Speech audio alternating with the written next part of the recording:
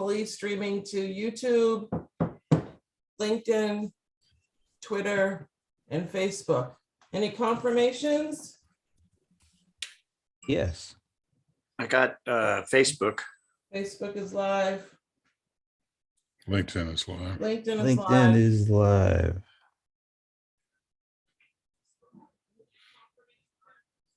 Let's turn this off. Okay. And I will mute my phone. Everybody take a chance to mute your phone, share the show if you like, do whatever for a second, and then we're gonna go. Okay. What You're did I do? you're knocking the camera around. Did I do something with you? Mhm. Okay. All right. Okay. All right. Steve, mute is off. And we're gonna go in 3, 2, 1, and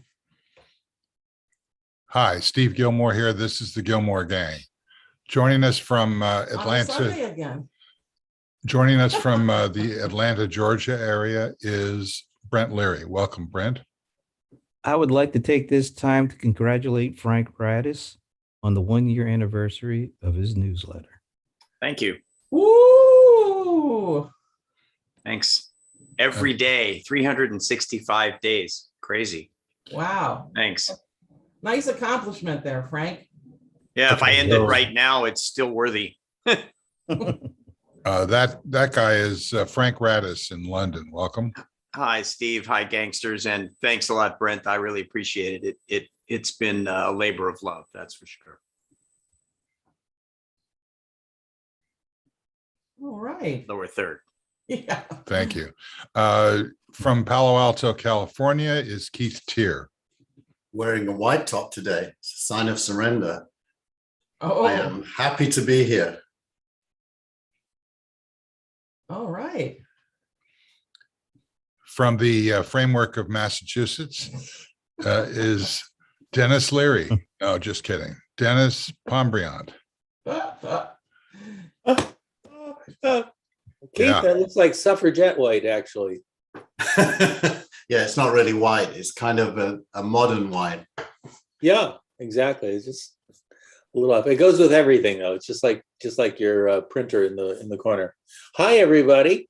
This is Dennis. Yes, I'm from the Commonwealth of Massachusetts. And rounding out the gang is late, but still lamented. It's Michael Markman. How do you do? Is this a voice level as well as a lower third? I don't remember speaking before. Well, it's working. Good, good, good. Okay. And Commonwealth sounds so communistic, doesn't it? Commonwealth. My. don't get us started, please. Yeah, that's a trigger word for me. Niagara Falls. Slowly. Slowly. Turn. Step. By inch. Who doesn't know that? Who's on first? What's on second? What? I don't I know. don't know. On third. Third base. Okay. So We are corny. Boy, are we what's going corny. on? Anybody want to start? Yeah, nothing's deadly dull. Yeah, I got nothing. Apparently the Russians are massing on the east. Couldn't we have done this before the show started so that we could have canceled? I got nothing. Come on, seriously. If we got nothing, we got nothing. Ain't we got fun? Well, I think we all have a lot. I don't know if we're enthusiastic about talking about it because most of it is grim. Yeah. But let's talk about the celebration of the confirmation of a new justice to the Supreme Court. That despite the horrible treatment she had from the Republican Party is a victory. Does anyone think that, yes, granted, absolute victory, huge thing, but does anyone think that the Republican Party is going to suffer at all from its despicable behavior? I mean, getting up and leaving at the moment of her confirmation, it was like, that Probably got some more votes on that. Well, probably. It depends on where. And it depends on a lot of other things. Currently, the country's on a pretty heavy wrong track polling, and Biden's polling overall is in the toilet. So everyone's predicting that the Democrats are going to have another shellacking this fall. But there may be ways of turning that around, but there may not be.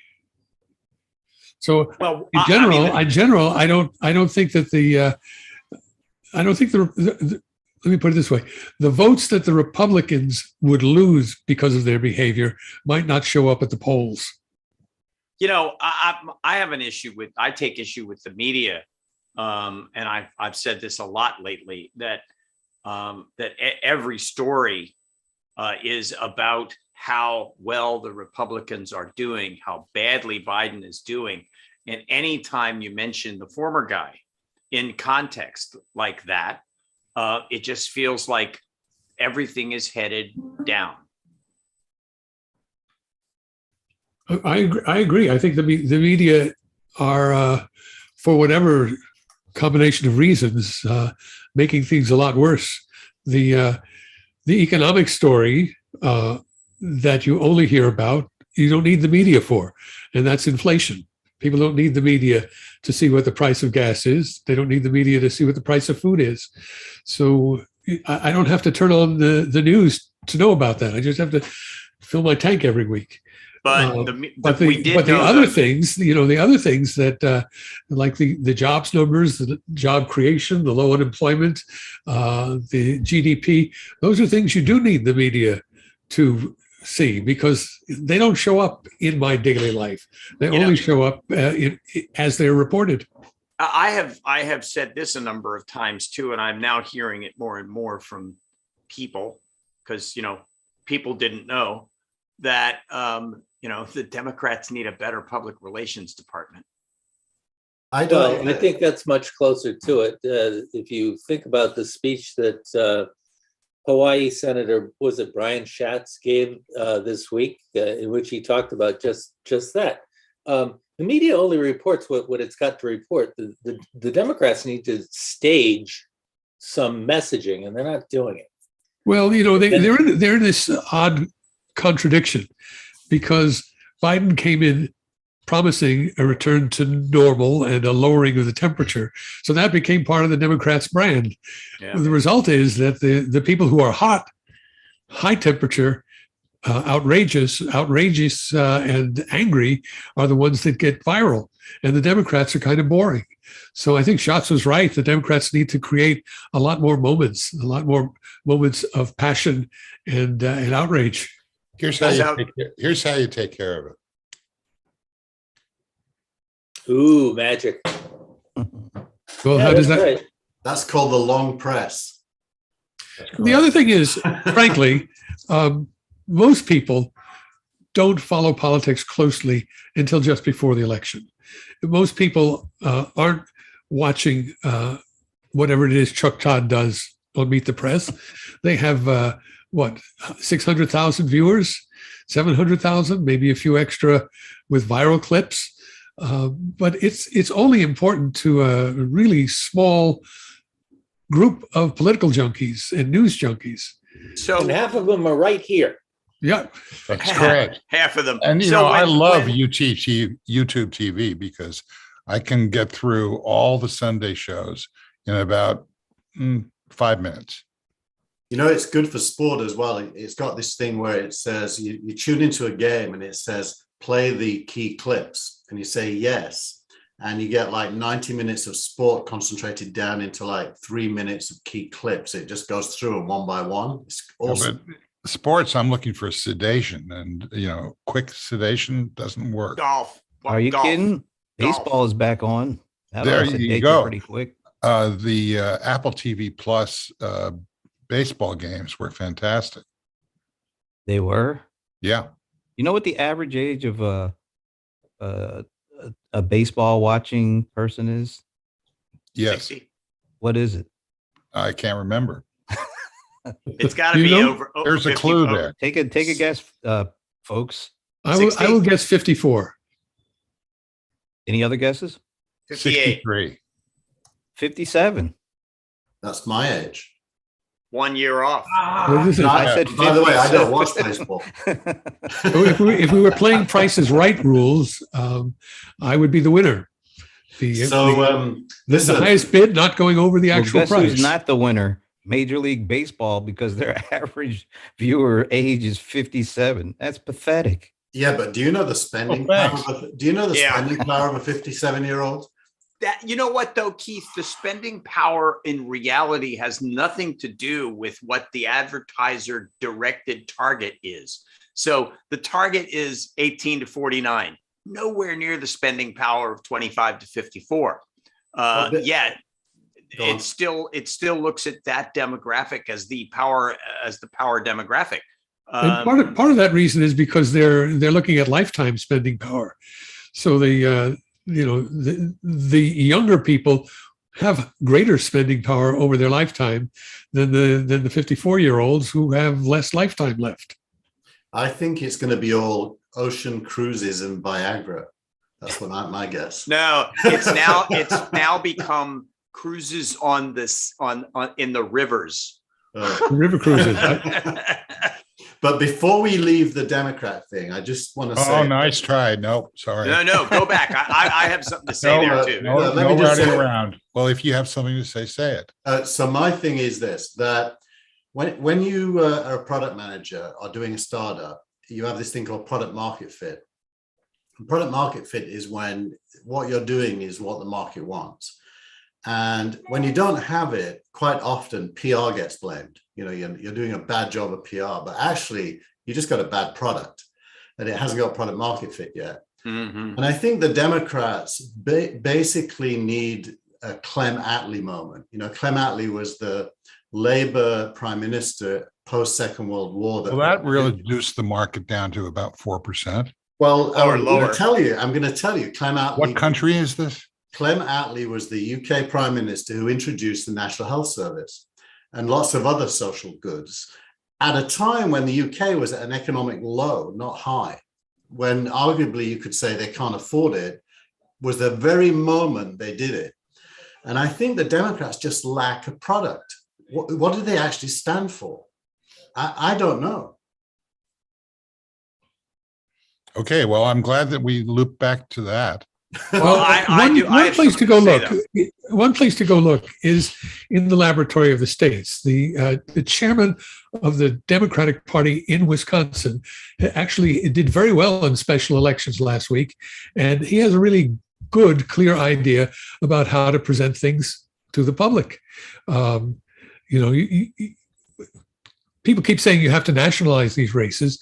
In a sense, you don't. What you want to do is particularize them and talk specifically about your candidate and the other people's candidate. I think that there are a few components of the message. First of all, Biden has a lot of achievements under his belt. Democrats deliver is, I think, a great catchphrase that I've been hearing more and more. When you look at the rescue plan, when you look at the first infrastructure bill, and when you look at his response to COVID, that's a lot of accomplishments to talk about. And the infrastructure bill is something that continues to repay because most of the projects haven't started yet. It's really 10 years of projects that they will be able to talk about and deliver. So that's one part of the component. Another component is you've got to ratchet up fear of Republicans. If you look at the response to Judge Jackson in her hearing, basically we saw a preview of what the Republicans are after. They're against abortion rights. They're against LGBTQ rights. They are all in on culture wars. They're all in on bullying and marginalizing minority groups. And we didn't know this? I'm not sure I But- understand. But I'm telling you, Of you course, could we make knew some- this, but it has, makes- in politics, repetition is important. You don't assume that everyone knows because over time, things tend to be normalized. Right after the January 6th event, Republicans came out and said, "Oh, this was terrible. It shouldn't have happened." Now they're saying, maybe there were a lot of irregularities in the 2020 election, and just as Trump will not denounce Putin, Republicans will not denounce Trump. So They are trying to normalize everything that I find just odious about their brand. So we have to I think we have to keep reminding people how Well, odious their brand is. But I think You're talking about frequency, which is one of the tenets of good marketing, frequency, and that's exactly what you're talking about. One of the things that you said earlier, Michael, was that people don't think about politics until just before the elections. That is true, but I'm not sure that the Republicans are playing politics when a Cawthorn or a Marjorie Taylor Greene or any of those, Gates go out and do something outrageous and get all of that noise happening and all of that press happening and that whole frequency of whatever it is they're saying. And by the way, it's not a message because it seems to be different all the time. But it's the one message is be afraid. People are coming for you. And it's different people and being afraid of different things each time. But there's a template to their message, even though the particulars change. But fear isn't a strategy. Honestly, I don't agree with that. I think not being a Republican isn't enough to win the hearts and minds of the non-voters and middle people. No, I disagree. I think that the most exciting thing that's happening right now is the fear that's being generated by people realizing that the Democrats are losing. Well, that's a good fear for the Democratic hardcore. I agree. They'll Not work hardcore, harder. just in general. I think that people, when they get to the polls in the last several elections, they basically have voted that they don't want that. I think it's over optimistic. I wish you were right, but I'm not being optimistic at all. I'm just saying that's the. I'm really speaking for Dennis because he won't say it. What's I think the Steve's right. Oh, thank you. Okay, but Keith is on to something. We do have a segmented voting population, and the Republican theory of the case is they know they have only a minority of adherents, and their theory is keep them all excited, keep them all jazzed, make sure all of them come out to the polls and vote. And as for the people in the middle, and as for the Democrats, hope that they get bored and don't show up. I mean, that's the only way they win. All the more reason for the Democrats to have a strong message and to start articulating it every chance they get. I agree. Did anybody read nothing?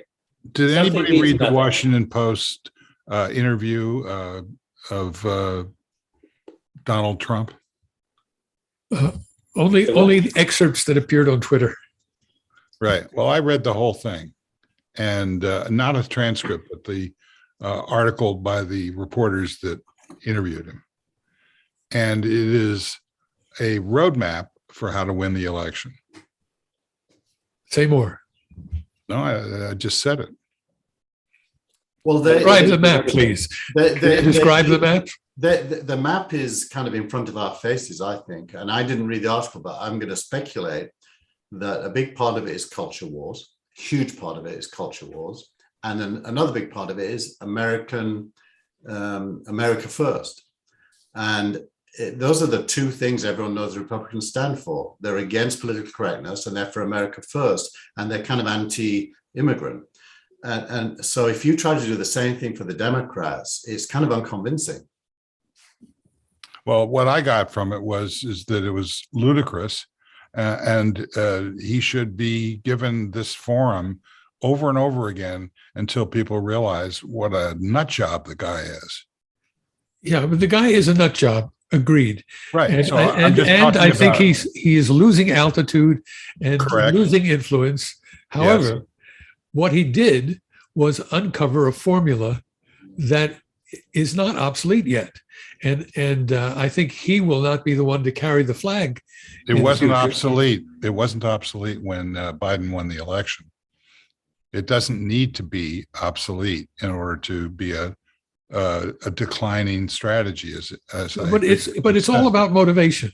I was reading one report today talking about youth vote, which came out very strongly much stronger than usual in 2018 and 2020, and now seems to be dissipating again. It's all about motivation, and it's all about who shows up.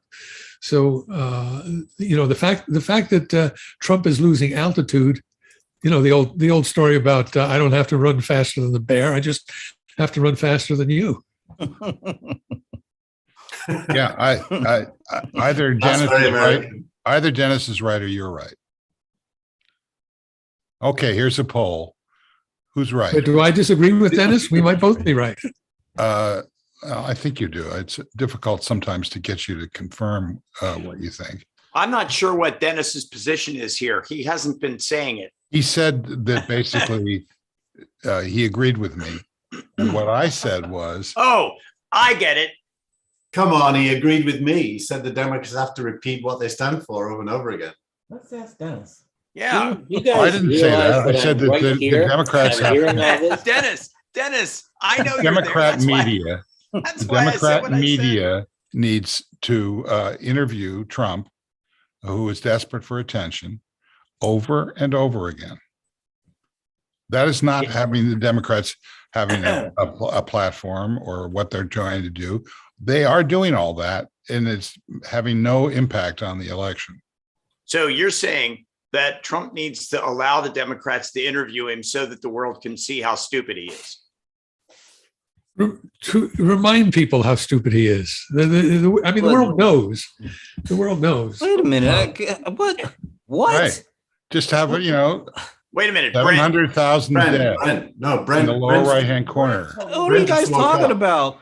I mean, if they don't know by now, what the hell is going to change their opinion now? I mean, Nothing. As I keep saying, it's not a question of changing their minds. It's a question of getting them out of their chairs to do something about it. Now we're talking. That's the question. It's Well, elections. what the Elections are Republicans only think. partially about persuasion. They are mainly about motivation.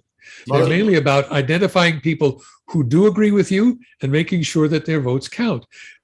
Identifying people who might agree with you and making sure they do agree with you, So and how then do you making sure their suppress- votes count. But wait So a how do minute. you suppress the other vote?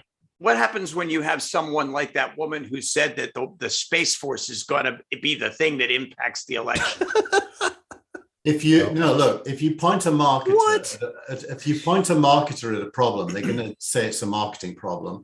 If you point an organizer at a problem, they're going to say it's an organizing problem. And if you point a product person at a problem, they're going to say it's a product problem. The Democrats have all three. They have a product problem, a marketing problem, and an organizing problem.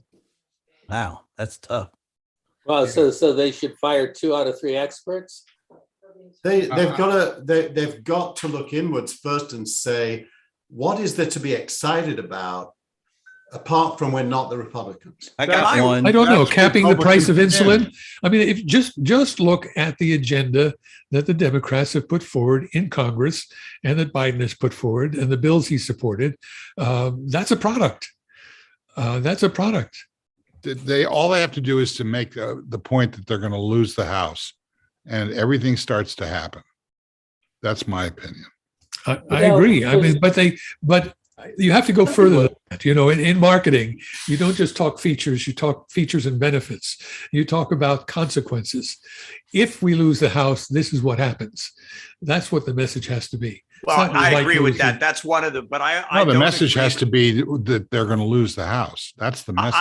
I don't agree that the Democrats have as big a product problem as you seem to imply. I actually think the Democrats have a decent product, and they have not done anything to push that decent product out there. Who's implying that? Maybe I am, Keith I is, am. but I'm not. No, Okay. Keith did. I mean, he didn't imply it. He said it. He Keith said that it. But I don't know how many of us agree with him on that. That's right. That's what I wanted to have was a poll. So how many people agree that we need new product managers, new marketing managers, new, all new for the Democrats, and that they need to reach inward and try and figure out who they are, and then broadcast it to an uncaring media. There's nothing like being the one right guy amongst all the wrong guys. Okay, good. So that's one for Keith. Keith agrees with Keith.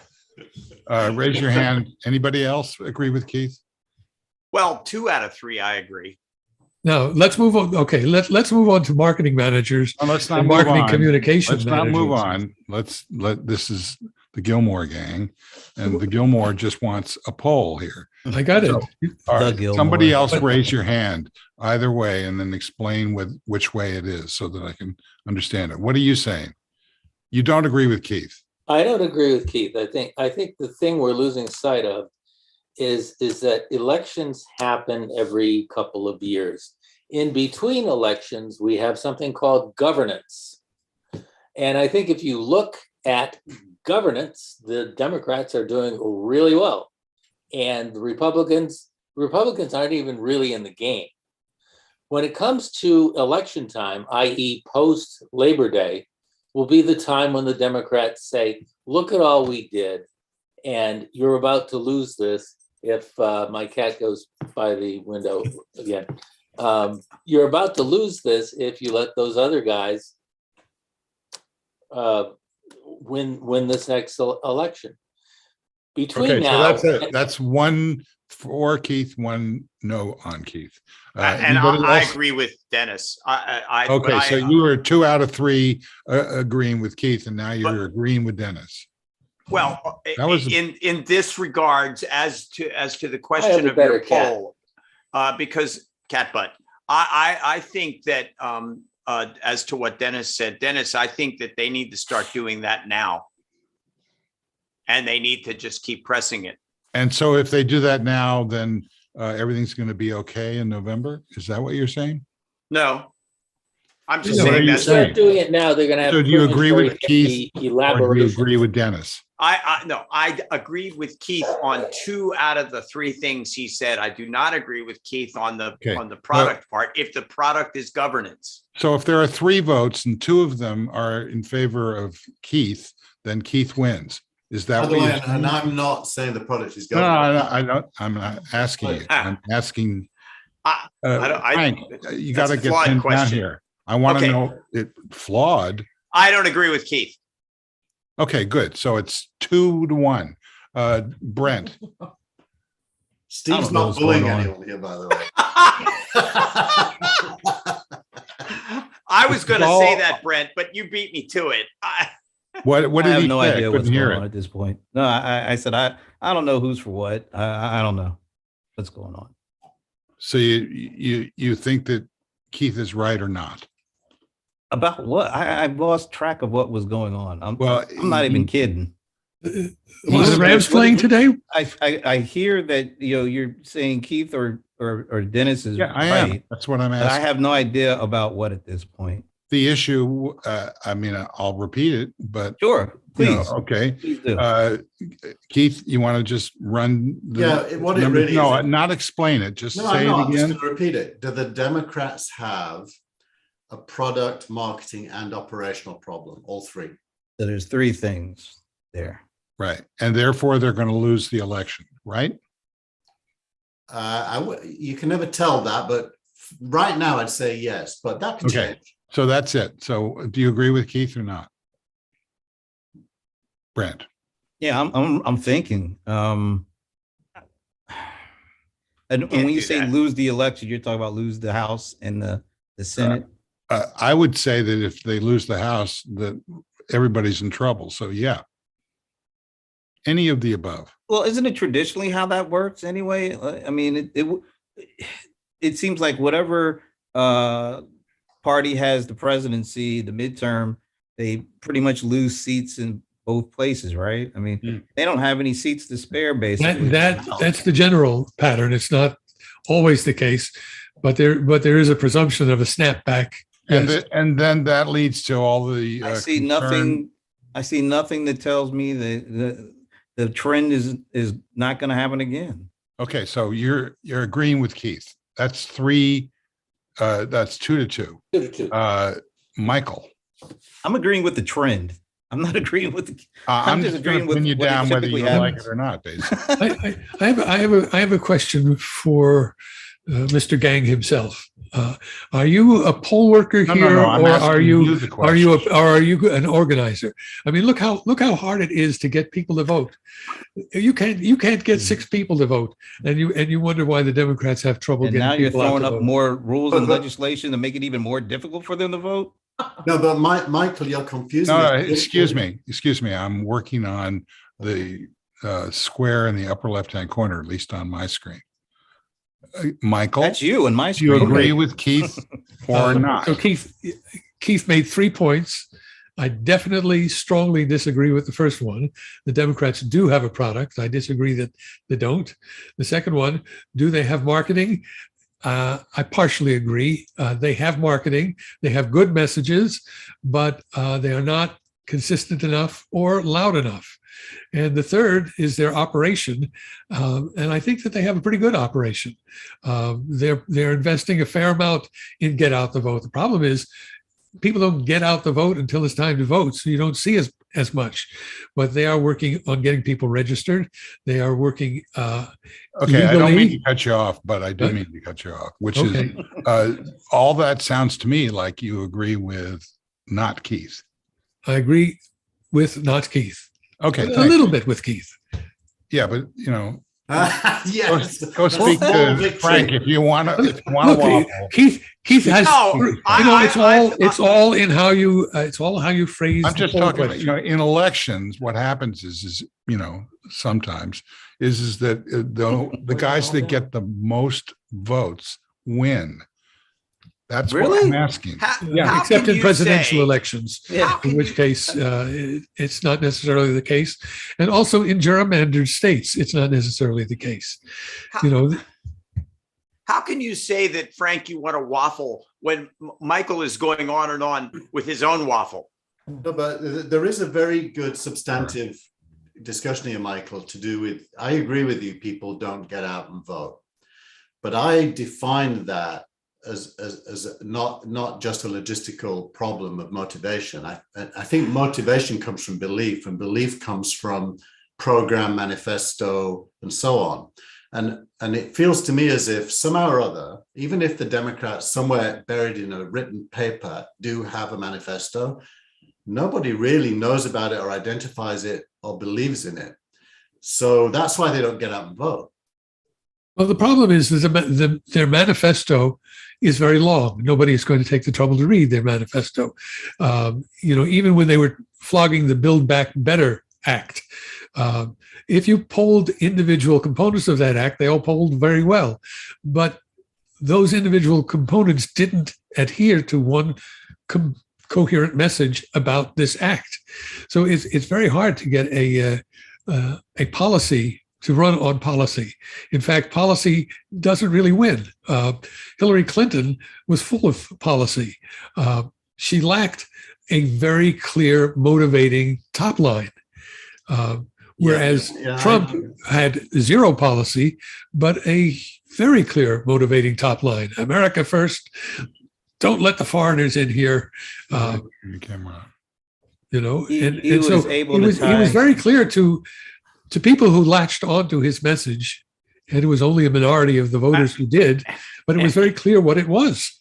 Okay, It was also clear that a lot of it was lies.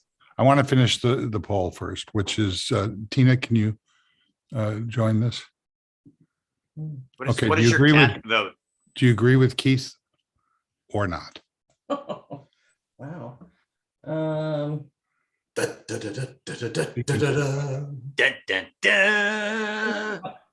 The categories are operation, marketing, and Yeah, all of that adds up to the Product. Democrats lose the election Retail. on any level.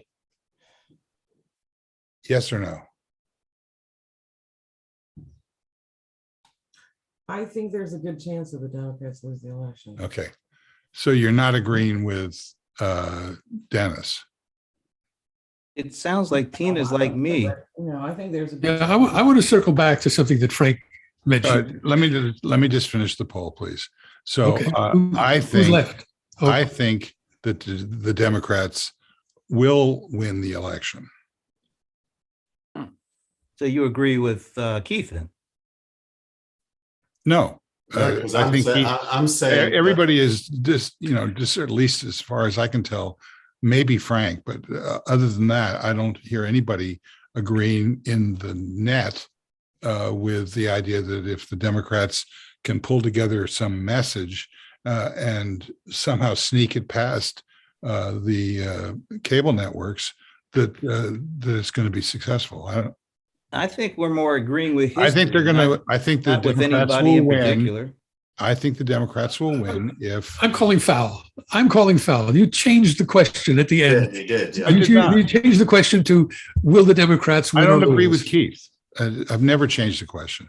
I've wanted since 2 days ago to have a poll where everybody had to line up either with Keith or against him. I've now succeeded. I just don't know what I the numbers are. surrendered. Good But dude. I don't line up with. surrendered. I'm not lining up with anybody. I'm just saying history pretty much dictates what happens, and I'm just going with history.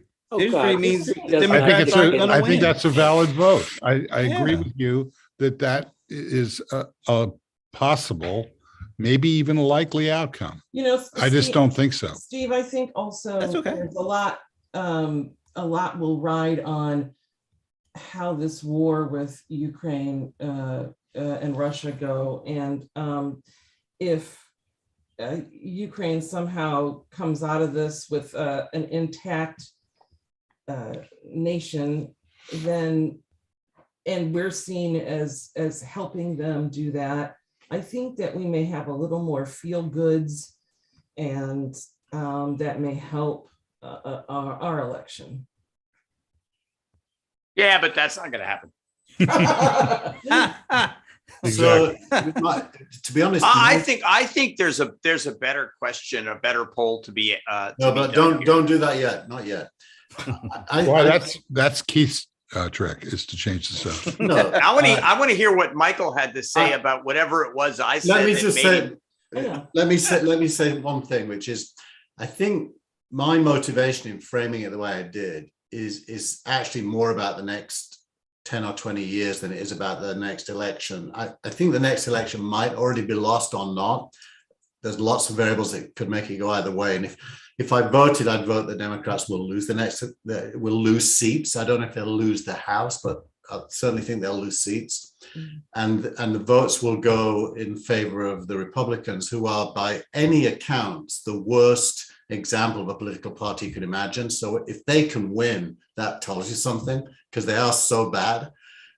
So I'm more thinking, look, if we were consulting for the Democratic Party on their next, on being the dominant party for the next 20 years, what would that take? That's where I'm coming from. Scaring the All of hell out of us. everybody is what that will take.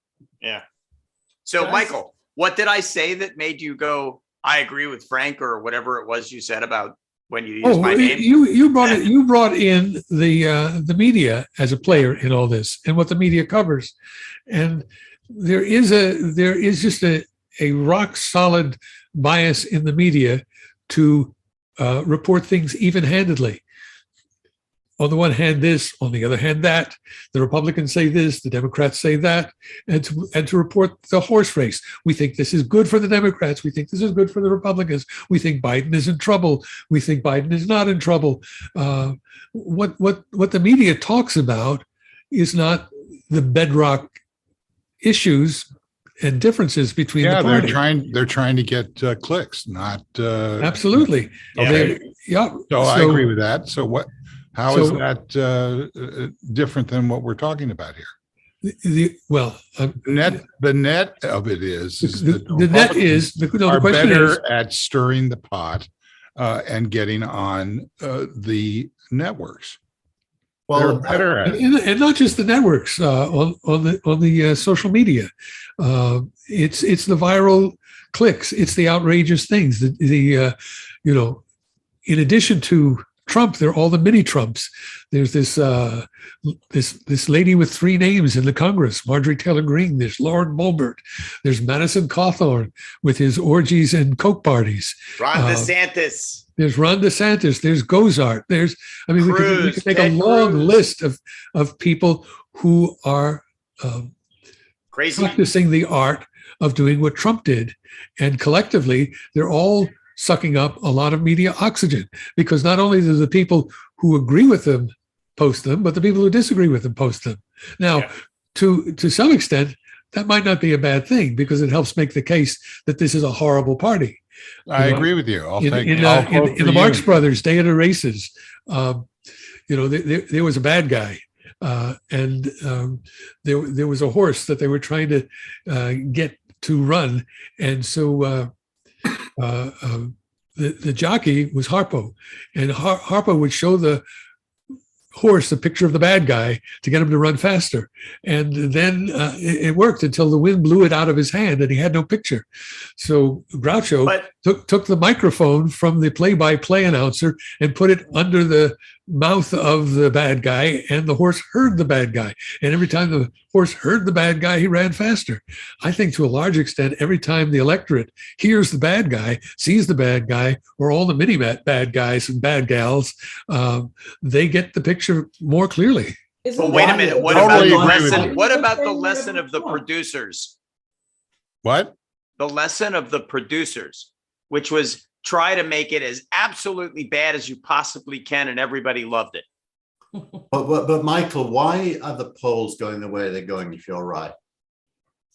Well, I think people are feeling bad about a number of things, largely economics, although the figures on economics, as I said earlier, are really good.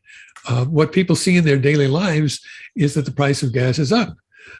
It's come down about 30 cents in the last couple of weeks. So maybe that trend will continue. You go in and you see the price of eggs is higher. Things that you buy periodically every week, every few days. If those prices keep going up, you feel bad. So the way I think of it is, if me and you and Kara Swisher and Steve are not, positively, enthusiastically championing the Democrats, it's because they haven't galvanized us, the speakers, connectors, thinkers, to get behind them. I feel underwhelmed by them. So I'm not really talking to all my friends about how great they are. And I don't think any of you are either. So I don't think it's the people at the bottom suffering from inflation that are the problem. I think it's us. We are not behind them because we don't really believe in them. Nah, I believe in them. I think that's an interesting hypothesis. But at the end of the day, what we're trying to do is something that is impossible, and that is to gauge the fatigue level of the voter in November. And as things stand right now, the fatigue level is pretty high. I would say that what polls are measuring these days are utter frustration, not necessarily people's inclination to vote one way or the other. Everybody knows what's going on. Everybody knows how crazy politics is. There are going to be millions and millions of people who vote conservative, who vote Republican. But and this goes back to what we were saying about the Democrats and messaging, at the appropriate time, if the Democrats come in and say, look, we've done a bunch of good things, we could do more if we had more of your help, I think that's going to be a winning message. I think that the biggest problem the Democrats have right now is that it's not likely that Trump is actually going to run. Well, we got to get through the midterms, and Trump, if he runs or doesn't run, is not on the ballot in the midterms. There are a lot of things coming up that we can't quite factor in. The January 6th committee and their public hearings. What will that do? We don't know. The primary elections. What will that do? The primary elections. What will that do? Trump has made a large number of bets with endorsements.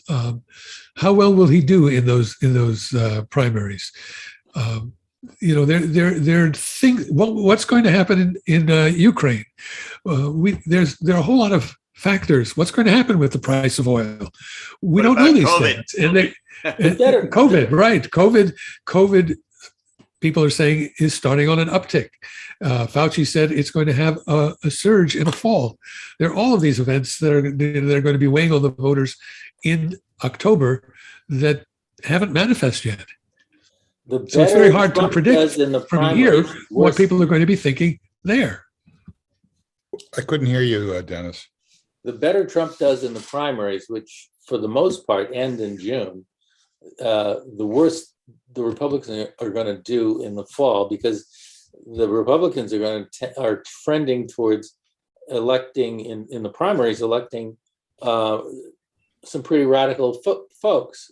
The Democrats running against them in the general election in the fall will have an opportunity to make a pretty big contrast between what they've delivered or tried to deliver versus what people like J.D. Vance are banging the drum for, or Marjorie Taylor Greene.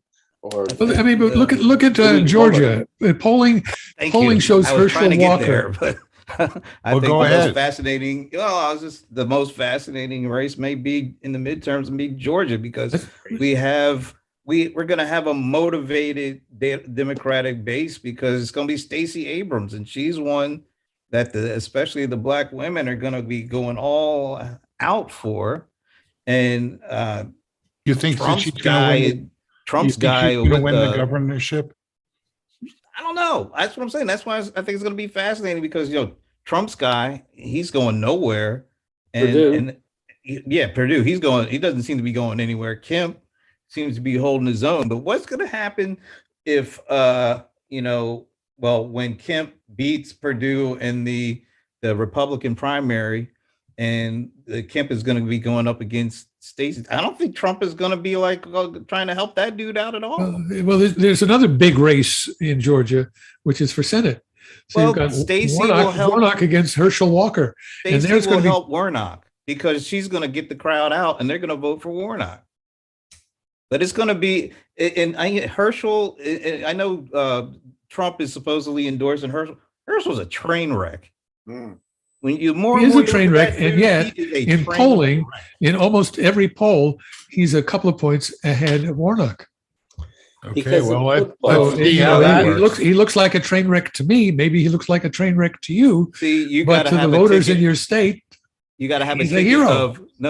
Have the So ticket now of, they're going to lose the Senate too. No, what I'm saying is, if Stacey wins, she's going to pull Warnock ahead of Herschel.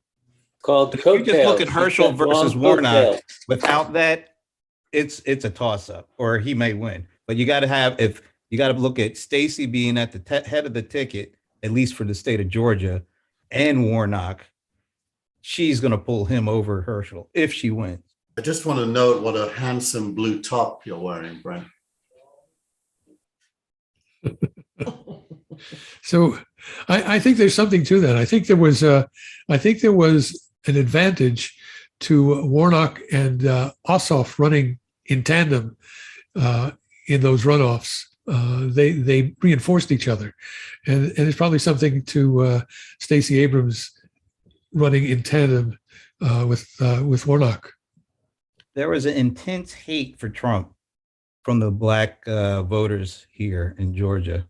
And I think that translated into, those two winning. I think that intense hate is there, but I also think they love Stacey Abrams here. And I think she moves the needle, unlike how Biden does not move the needle, unfortunately. I mean, that's just the way it is. The other thing about Stacey Abrams, not only is she a very appealing candidate, she knows organizing. She knows how to get it done. Her technical chops for running an election are pretty darn good. And her technical chops for organizing an election are pretty darn good. So you not only have her personal qualities that make her a very attractive candidate, but she also knows how to get it done. I mean, we just had the first Black female nominated to the court. They want to see the first Black female governor. And there's going to be a whole out push. Okay, so let's stipulate to what you're saying, Brent. So if that's true, and she has the coattails necessary to keep Warnock in play, there's a chance that the Democrats will not lose the Senate. On the House side, they're going to get their clock cleaned. Not necessarily. There are a lot of factors that point in that direction, but there are also other factors that point the other way. Some of the gerrymandering actually favors the Democrats.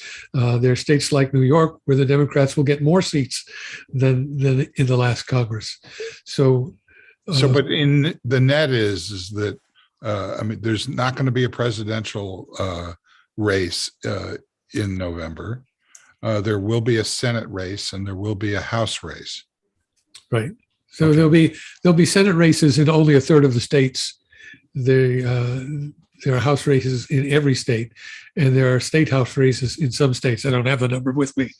Midterms usually have lower turnout than presidential elections. So you think that that it will add up to the House being retained even with a extremely small margin?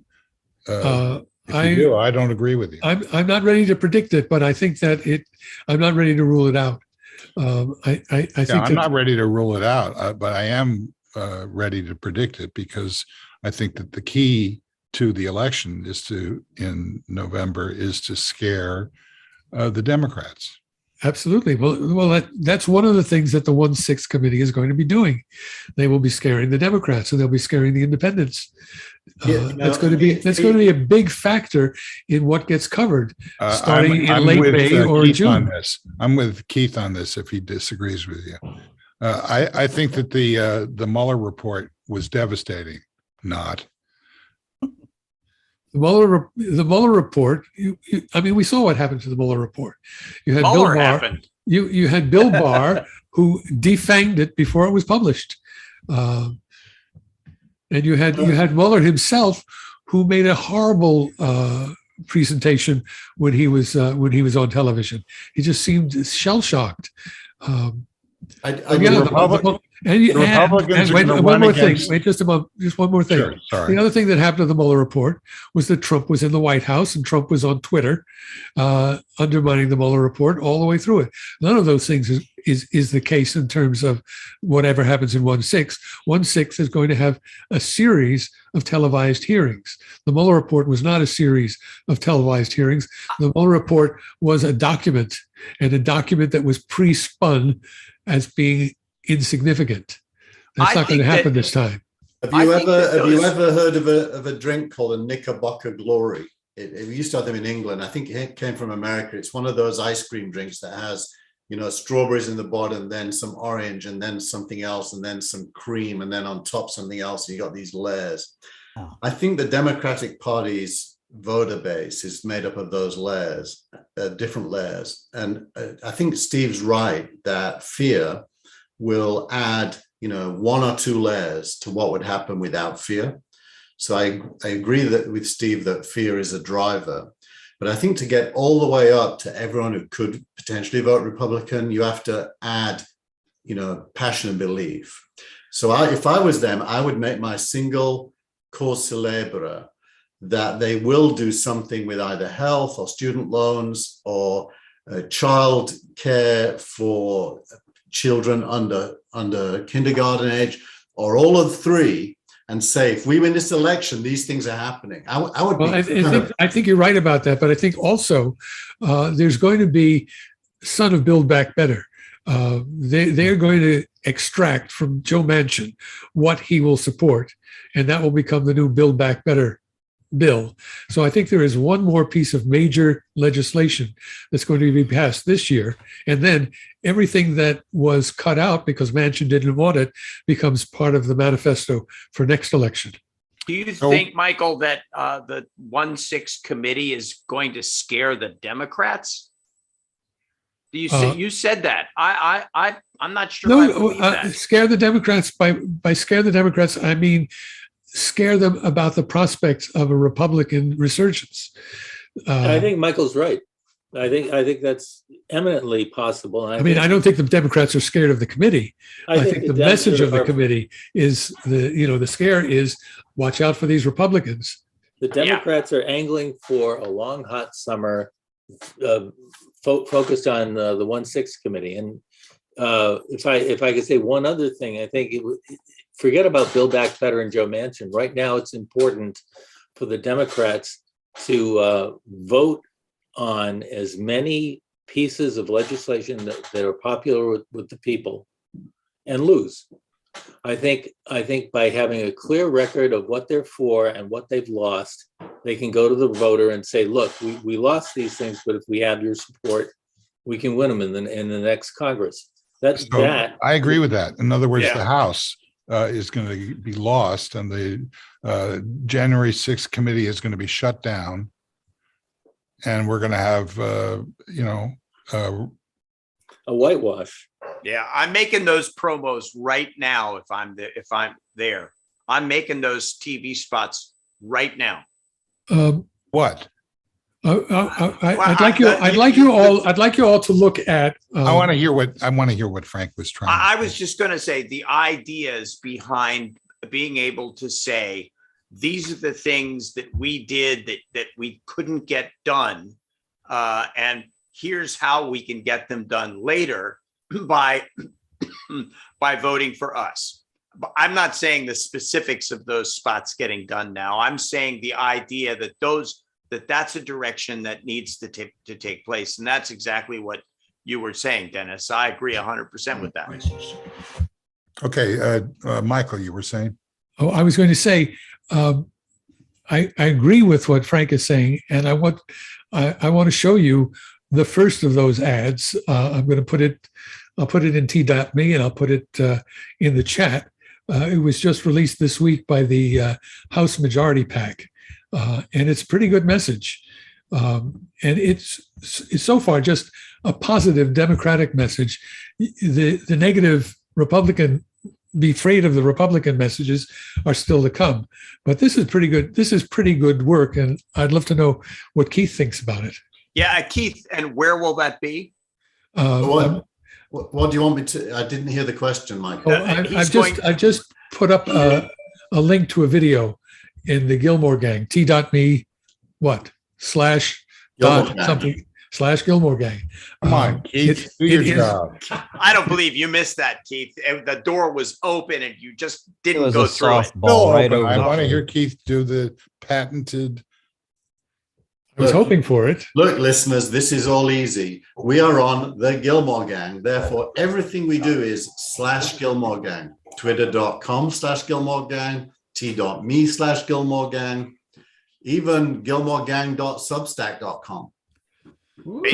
So I'd like you all, and I'd like the viewers to look at this spot from a PAC called the House Majority PAC, which is the first one of the promo spots in the vein that Frank was talking about, and give me your opinion of it. I think it's pretty good, and I think it's just the first one of what I'm sure will be a series. Yeah, I just watched it. It's good. I think that's exactly where I'm going. But there's something, I can't quite put my finger on it, but what's missing for me is a sense of a political party and a movement. Like, I remember when Obama got in, he said, I'm going to be useless here in the White House unless you, the people, become a movement, because I won't be able to get stuff done because Washington will stop me. And this sense of a political party and a movement, to me, is missing. You go back to the time of civil rights when people were on the streets demanding rights. Abortion rights in the southern states, who's on the streets?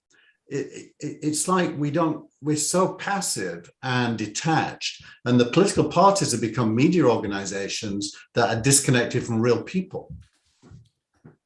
Well, there's a lot of truth to that. I've often thought that the job of the president isn't to preside in the White House; it's to get out and in the hinterland and show people that he's there or she's there for a reason to represent them. I would also say that is the strategy that George Washington used when he first became president. For the first 2 years of his term, most of the time he was on horseback going from city to city up and down the East Coast, trying to show people that their national government was more than just an idea. It was real flesh and blood people trying to do things. I think that's an important lesson, a lesson that we've missed over the last couple of 100 years. It's probably something that's worth. It would have been great if Biden had spent the first 6 months on the road, drumming up support for the vaccines and some of his other programs. He didn't do that. I think there's still time before the election for the president to get out on the hustings. He did spend the early part of this year out on the road, and then Russia invaded Ukraine. It's kind of hard to do that kind of a campaign when there's a war going on, and there's not only the Democratic coalition to support, but also the NATO coalition to support. Yeah, I disagree with that. I disagree with that.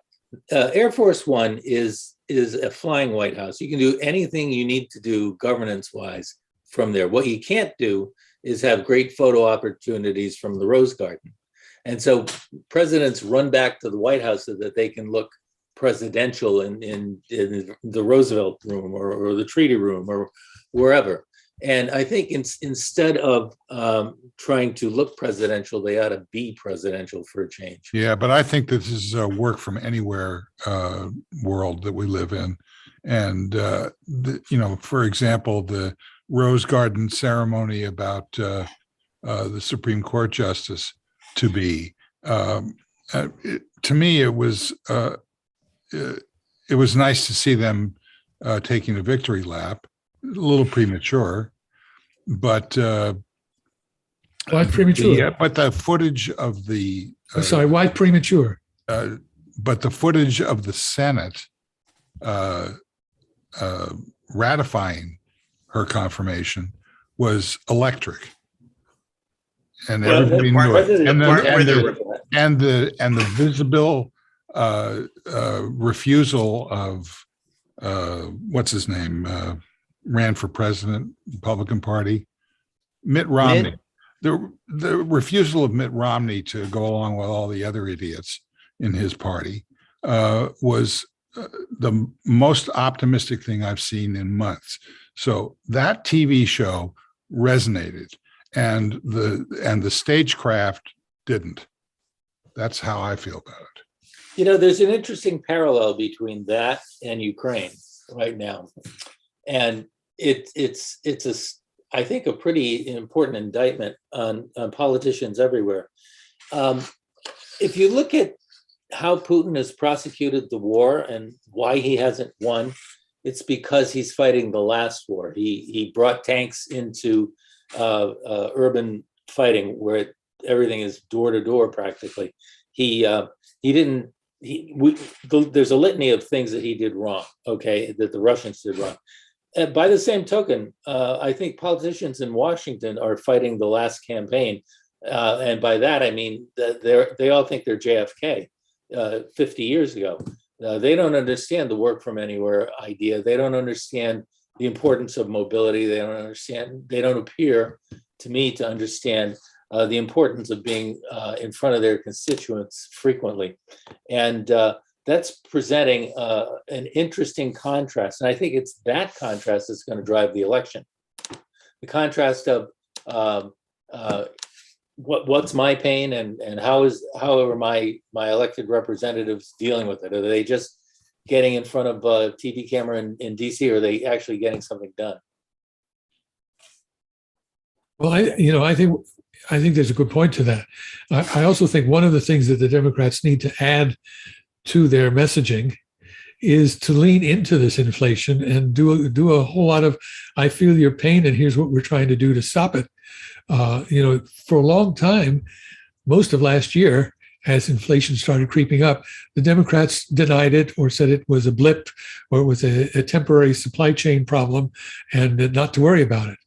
Well, I don't think that's the case anymore. I think it's something that people are long-term concerned about, and something that they ought to not leave as a Republican issue, because the dissatisfaction that stems from inflation is something that's going to bite them unless they embrace it. I agree with that. I think that's right.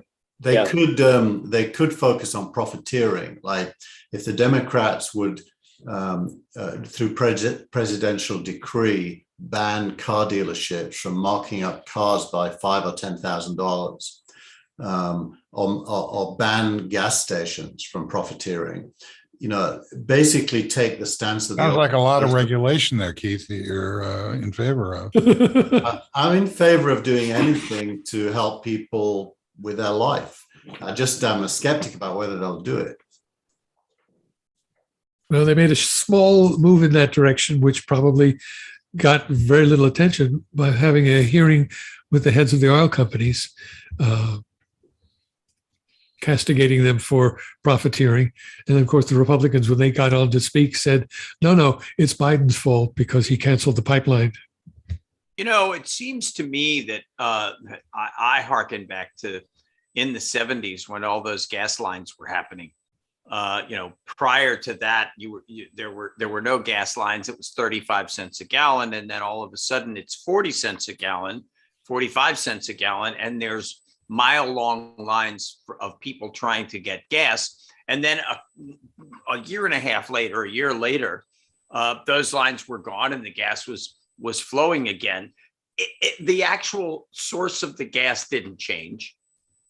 It was the way that the profiteering was manufactured that caused that those long lines of people trying to get gas that actually existed but wasn't in the pumps. And I think that a lot of that is happening today. So Ian Waring from our chat on Facebook was saying that price of oil at source is cheaper than 12 months ago. Futures markets are sticking the price up well ahead of scarcity. So I think he's sort of agreeing with. I mean, this is a countervailing attitude, but I think that this is a big commercial for electric cars. Yeah. Speaking of which, You're getting one? No, I wanted to. Have we talked at all about Elon Musk? Buying what 9% stake in Twitter and We haven't. getting added to the board and what that might mean. I've been trying to suppress that vote for all the show. But what do you want to talk about? What about it? I want to know what you guys think. Okay. Well, what do you think? I think I want to know what you guys think. That's how it works. I'll start after you. But all right, should we get our tennis rackets out now and keep Yeah. I'm just really curious. This guy is what, the richest person in the world. He's one of the most influential people in tech, and now he's got a significant stake in something that I know. Particularly you, Steve. You've been really following it with Twitter Spaces and the newsletters and all that. It's right up your alley. So what is it? What does it mean? Well, let's ask why. Why did he do it? Because Okay, so let's hear some answers. All right, so let's start with you.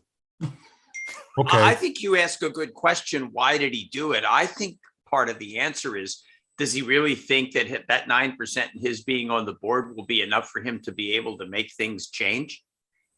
Well, you got to remember, he paid 1% of his net worth for that 9%. And by the way, he's promised to cap his ownership currently at least at 15%, no more. Oh, that's what he's promising, huh? We Apparently, can rest assured that's going to be the case forever. Yeah. Oh, But I hear an he's, attitude there. I'm sorry, but you've indicated some personal preference there, I think. In other words, he's a loose Why cannon. did he do And it? why did he do it? Why did he do it? Well, look, Forget about how much he did. He did a significant amount of Twitter. Why did he do it? Why is he doing it? Why is he pursuing this? Right. Sure. I think the answer, Tina, is because he's a spoiled rich kid that can. Basically, I disagree with that. You don't he's- think there's something- he's look at his tweets in the last 24 hours. He's making a joke of himself. He's By he's basically, Well, he can afford it. unlike Yeah, most and people. his worth went way up after he bought that Well, 9%. yeah, but Some joke. he doesn't care about that. I want to make those kind of jokes. He doesn't care about that. What he's doing. Have is- you ever met a rich person that doesn't mind spending all the money that he has? I Yeah, mean, every rich man. He's not gonna. rich people like to spend other people's money. Yes, it- and they And- like to make money, even But if he- you think they don't like to make money or he doesn't No. care about it. I don't believe that for And they one really minute. like using other people's money to make their money. Okay. No, This is So the- it does- hey, so guys, does it guys, mean that he's buying part of Twitter because he thinks Twitter's going to be making a lot of money? Is that what it is? No. No, No, I think it's Twitter, more. Or is it All right. because he wants to make sure he doesn't get kicked off the Twitter platform? Well, it's or- maybe not- he wants to bring Trump back. Well, There's been a lot of speculation about that. He if has, he- he that's- has in his that's media in his junk. tweets. That's media junk. Okay, what's your What opinion? isn't Why media did it junk? happen? Bringing Trump back. No, what I'm saying is It's the what single most isn't- important thing that happened in the last 2 years. And his 9% is going to roll that back. I No, don't. no. I wasn't making that I point. didn't think you were, but I can see some people who think that. Look, I- one of the things about there are a couple of things we know about Musk, even from a great distance and knowing very little about Musk. One is that he's built some impressive companies using some impressive technologies. He's got a rocket company. He's got an electric car company. He's got the battery company. He is a force for innovation and promulgation of innovation. There are a lot of people who are innovative that can't seem to get it done. He's gotten a lot done. But the other thing that we know about him is that as a personal brand, he likes to be out there. He likes to be in your face and provocative in the same way that Trump liked to be in your face and provocative. I think if you were to compare their knowledge bases and their intelligence, there's no comparison. But they both like to play the game. And one of the things that Musk has been saying quite consistently for a while now is that he wants a freer platform for expression and less regulation and less moderation. Okay, I want to put, pardon the expression, I won't say that. This is What was that? the next poll, and we're running out short on time here, so no filibustering, please. Is Trump going to be restored via the 9% CEO of the company? No. Okay, that's one no. Say it again. Is Trump? Is Trump going to be brought back to Twitter? There's a permanent ban. There's a permanent ban on Trump on Twitter. Is that going to be overturned? Yes or no? Wait, because of Musk no. or just in general? I've already asked the question. I just like the All right. answers. All All right, Michael, yes or no? No, Okay, great. no, I'm not filibustering. I'm just saying no. Excellent. So hang on, you collect the votes, please. Dennis, No, Keith, 100% yes. Hmm. Wow. okay. We hear from and, Brent. By the Hang way, on, that's not about No, my I don't, opinion. no, I just want That's yes or just no. saying it will happen. I just want yes or no. Brent, But I was going to get my popcorn. What's the question? is Trump going to be given access back to Twitter? Eventually. I don't know when, but I think he will. Oh, wow. Yes. Okay, you haven't asked me. Okay, so that's, You haven't asked me. I will ask. you. Yes. Go ahead. No. Okay, excellent. So Frank, did I ask you? I was number one saying no. Okay, so it's everybody except Keith. And Brent, Brent. Well, No, Brent. eventually, Brent. is there going to be a asteroid No, that's going to that hit was- the earth? Are you no, talking that- about no, but before that's- the Same think that Are you We're talking only- about before the elections or We something? can only answer the question you asked, and Brent was a yes. Yeah, Brent was a yes. And Keith said he didn't know about Keith the timeline. qualified the so same that was thing. the same Keith- answer that Brent gave. I agree. So I've got a question for Brent it's still and for Keith. avoidance of answer, and the rest. It's not an are saying no. avoidance. I have a question for Keith and Brent. Will Trump come back to Twitter before he's indicted or after? That's assuming he's indicted. Yeah, I don't think he's Well, going to be I- indicted for That's anything. assuming he comes back to Twitter. So And you're the I'd Supreme say Court of before. Television is not going My to answer is indict him for before. anything. Okay, I so don't even want to think about it. all right, Sorry. let's go around the table. Have we taken care of the meaningfulness, as it were, of Musk? Not really. We all talked over each other, so we didn't really. Well, I don't want to get into the Isn't that the show? privacy issues. No, I don't either. I was gonna more, stonewall that. I was want to more make the point that if I'm Twitter management or an employee with a significant job, I'm pretty pissed off with him right now because he's doing in public, he's pulling the rug from under everyone. And now I don't mind he has a point of view. I may even agree with his point of view, but he shouldn't be doing what he's doing in public. That's his shtick, isn't it? Yeah, exactly. And, people are going to do what they're going to do. Wait, Keith, can you explain that a little more? Are you referring to? He's basically doing polls on product issues. He's basically acting as if he is in charge of product management at Twitter in public through his tweets, trying to galvanize an audience through votes and build a lobby against the management team. Now, as I've been a CEO many times with boards of directors, if one of my board directors did that, I'd either try and get him fired or I'd quit. So he's just being a muckraker and he's trying to stir up lots of trouble and trying to destabilize the Twitter board and the Twitter higher ups. Yeah, he's being a typical disruptor, but in the negative sense of the word disruptor. He's not trying to get something done. He's Right. trying to stir things up. Right. I think he's taking Jack Dorsey's seat at the table, and I think it's a good thing because Jack Dorsey's genius is to somehow, some way, keep the spirit of what Twitter was alive. And I think that Musk can do no harm by being, a personality. Wow. Well, that's interesting because, if you're right, then he has to go the whole way. Then I'd be okay with it. If he goes the whole way and he takes Why? over, Why? He already owns everything. What is the whole way? What is he? because Does you he can't need to have be an organized. CEO? Is he running for president? No.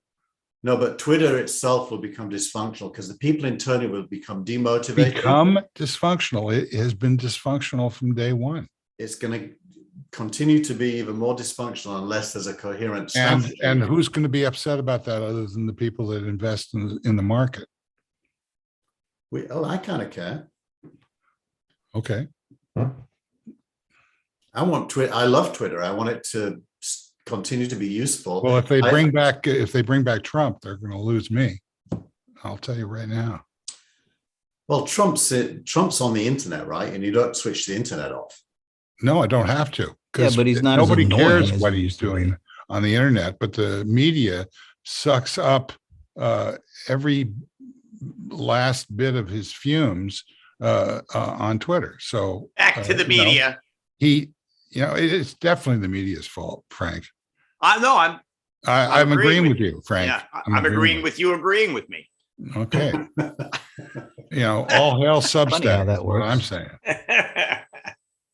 Our friend Ian Waring in the comments is saying that Musk, in his opinion, Musk can regulate the volume of Trump's output. Hmm. I'm not sure. Nobody's been proven to be able to do that except Yeah, for nobody taking is. his license. Yeah, I think Musk is basically kind of a libertarian anarchist capitalist, and so he enjoys the libertarian anarchist bit of being the capitalist, and he's just having fun. But he's having But fun. that what that has to do with the rest of the world, I don't know. But you know, Nothing. rich It guys seldom having- does. Rich guys having fun with big companies, I think it turns off the general public. Yeah, but that's what rich guys do. Yeah. And yet and still, he's got what 80 No, million but, followers you on know, Twitter. Do they all? A lot of those guys are All the regular ones folks. I've ever met. They tend to have fun, and they tend to go against they combat each other about how big their stuff is. But then the real That's question, a nice way of putting it. if Musk was here in this thing, I'd ask him, what do you want to make happen? And I'd want to know the answers. And then I'd say, what do you think the best way to make those things happen is? Well, come on. Let's get I him in think here. what Musk would then say is, my Twitter's bigger than your Twitter. And he- Boom. My question is, My Twitter may look small, but I know how to use it. Well, what's the difference? I Good luck with I that. have this question. That maybe someone can help me with. Isn't running SpaceX and Tesla a big job?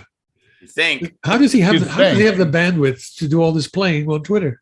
Yeah, but Okay. that goes to how does Jack Dorsey, Galloway keeps screaming at him because at Dorsey because he was running two companies. How about 20 companies?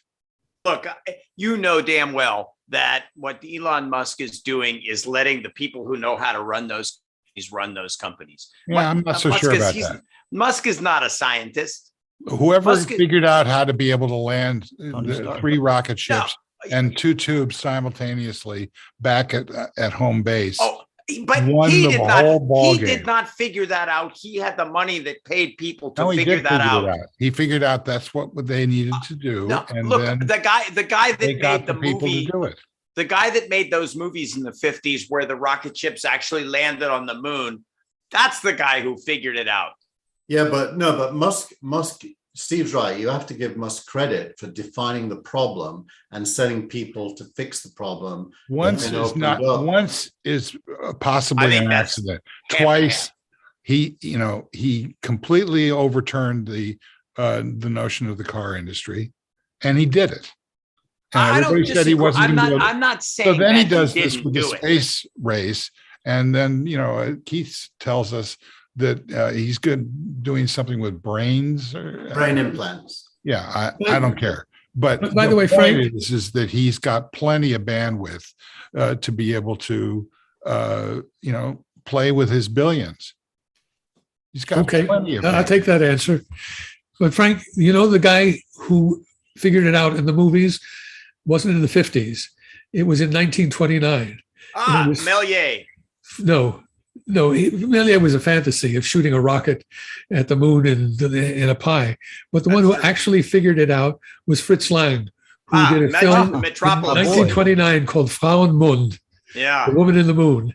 Was that after And he started Hitler doing the cartoons? suppressed the film because there was too much actual good rocketry in that film.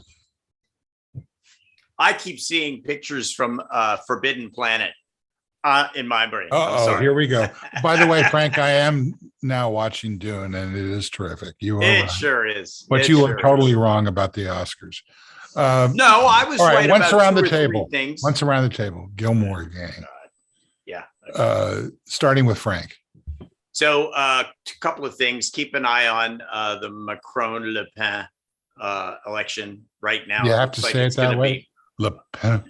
Well, that's how she pronounced it. Anyway, looks Okay. like it's going to be a runoff. A and B, Good. tomorrow is National Pet Day.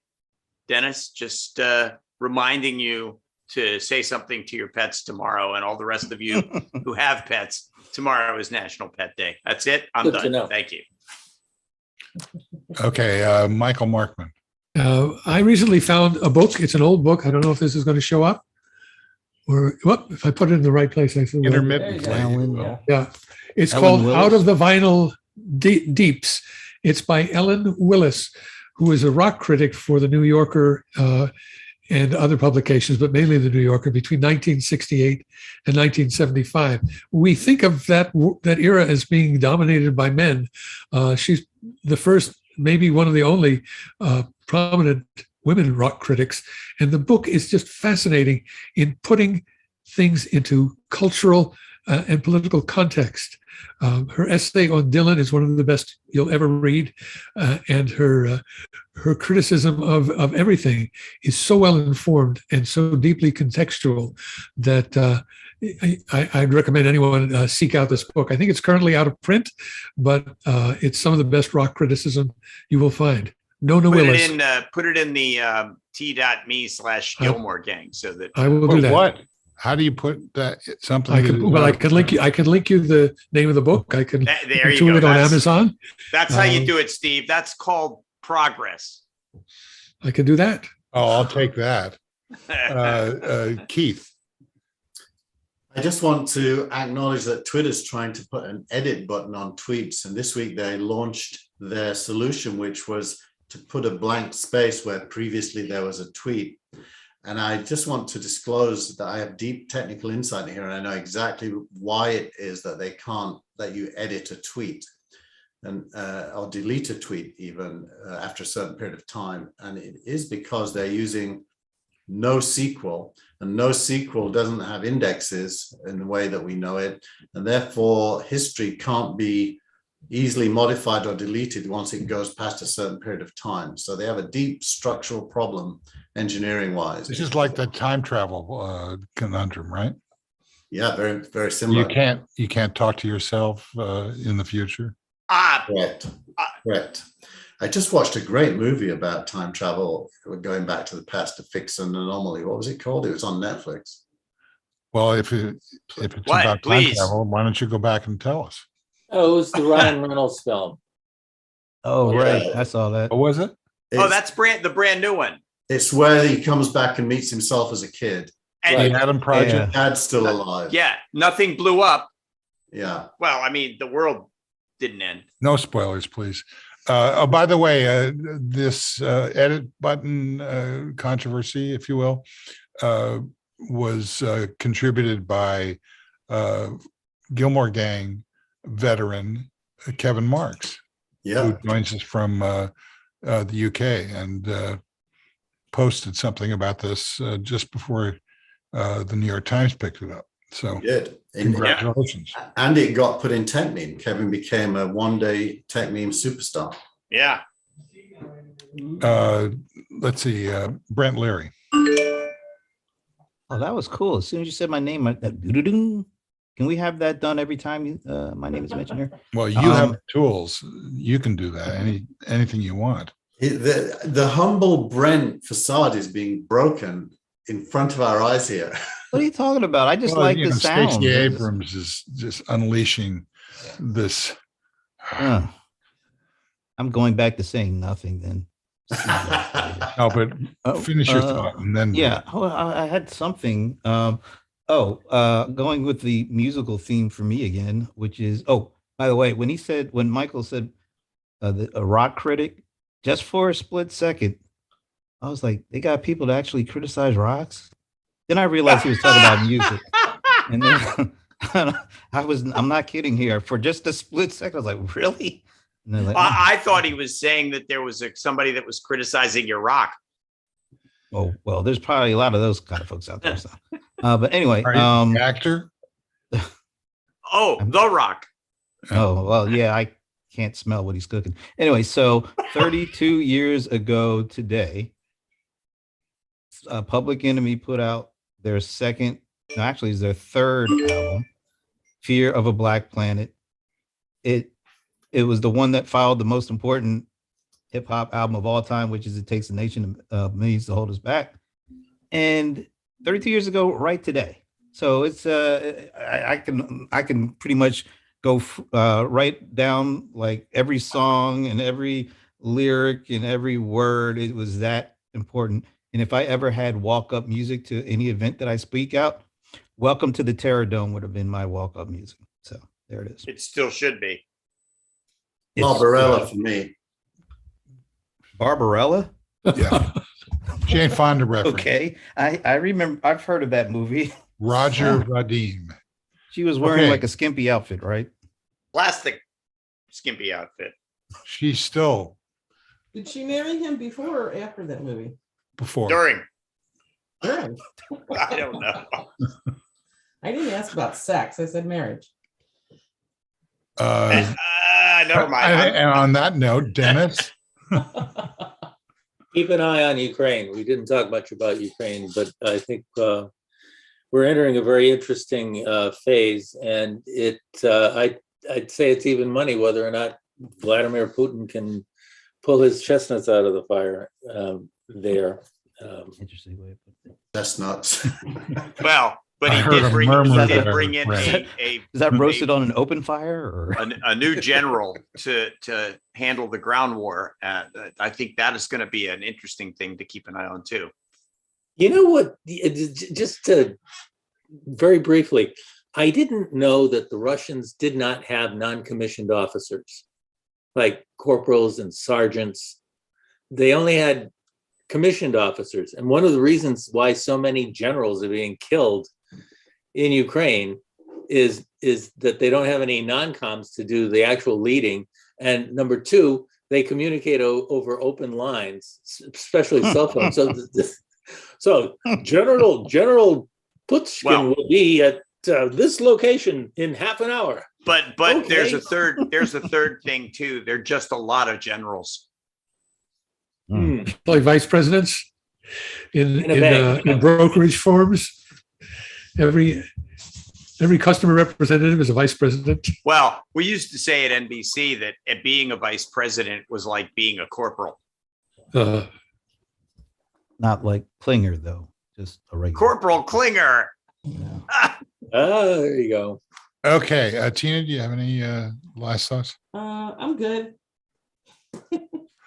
You are. Okay. You are. Sure. Why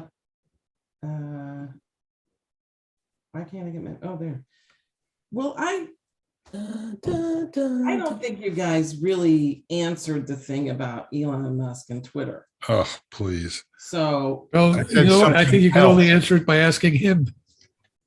Yeah, and that ain't happening. yeah, Trust but me. even good guesses. I mean, just because he can isn't really much of an answer, I don't think, but whatever. Okay, so is that in addition to what you were Wouldn't going it to be? talk Wouldn't it about? be crazy if he did it just to I- humor I- himself? I also wanted to say that in the middle of the week, I sent Brent a private message about this finding of this a video of Prince as a young kid. 11-year-old. And people were trying to verify that it was him. I mean, to me, it was obvious as hell, you know, Yeah. it was like, no way, it couldn't be Prince. And of course, you know, Brent was like, yeah, I've already been on this and played this for like a day now, Tina. So but rest assured, Brent's got all the Prince information as soon as it comes out because he's Wait. got it hot and buttoned on his. Even Prince was Okay. young once. Just to see him as a little It kid was really- jumping up it and was really around. cool, though. It He was was- very much himself. And then you when know? he got his voice, the way they told the story was great because we saw it but we couldn't hear it, and then we got our expert team to do this, and then we heard it, and then they, you know, and he sounded like a little Prince. It Yeah. was great. Yeah. Made my week. That would have been a great album cover. The Little Prince. Even Nice. even better Disney movie. Yeah. This is what I was trying to avoid. No, this is what makes a show a show. Okay. As Oh, opposed shows. to I'm a with you. program. Frank's right. As opposed to a program. Mm. We used to get told at That's ABC News that they weren't to be called shows. They weren't shows. They were programs. Why? You know what, Frank? You got a point. We did this we call it the CRM Player Executive Roundtable on CDPs, and somebody on the actual panel after it was done, it's like, that was such a great webinar. Thanks. I was like, what the hell? It was a webinar. It wasn't no damn webinar. You know what webinars are like? They're all stiff and This was not a webinar. So I said, thank you for showing up. Don't ever call it a webinar again. By the way, you should put that show in for a Webby. Yeah, get it in by the, I looked up the dates for submissions by the end of the year. We should What year? definitely Yeah. put our show, this show, Steve Gillmor and the Okay, Gillmor well- gang. Good luck. I'm personally not going to pay the If entry you fee, think but it's, if you think it's a sneak peek, it isn't a sneak peek. no, Just keep that on. but somebody else has to pay No. the entry fee, or we all chip in. Guys, have a nice night. I'm going. It's late. Bye-bye. No, you can wait. Hang on So we 2 say seconds, everybody Frank. else says goodbye. Thanks. Okay, I'll hang on. Or I'll just mute you. How about that? No, Perfect. he muted himself. All right. Fire sign reference and then Hey, Paolo, he shot the president. Hey, I like. He shot the president. You almost made it through a whole show. No, I was thinking this week about, whether or not I wanted to do a Nick Danger thing or a, that would be tough. It's a tough one. well, I don't know. You It could seems stand at most the- obvious, but You could stand at the top of the balustrade and slap me in the face like the kiss from a wet fish. you're competing with Phil Austin. It's a tough fight. Brent's going. That guy was what? there. That Phil Austin was Yeah. an amazing artist. Yeah. Absolutely. Yeah. And Sorry. nothing. I just agreed. I agree. All right. I want to thank our producer and director, and in the lower third, Oh, Tina Chase Gillmore. yay. All right. Thank you, Did guys. you just raise the roof? Wow, I haven't seen that in a while. And I want to thank the folks who are watching on the network. We're starting to unlimber, as it were, the Substack comments. So if you want to join the fun in terms of sending in comments and trying to influence the subject matter of this show, you need to get a free subscription to the Gillmor Gang newsletter on Substack. And I want to thank Michael Markman. Thank you all. Keith Cheer. White. Don't say it. Not- Oh, that was a bad choice of words. The Little Prince.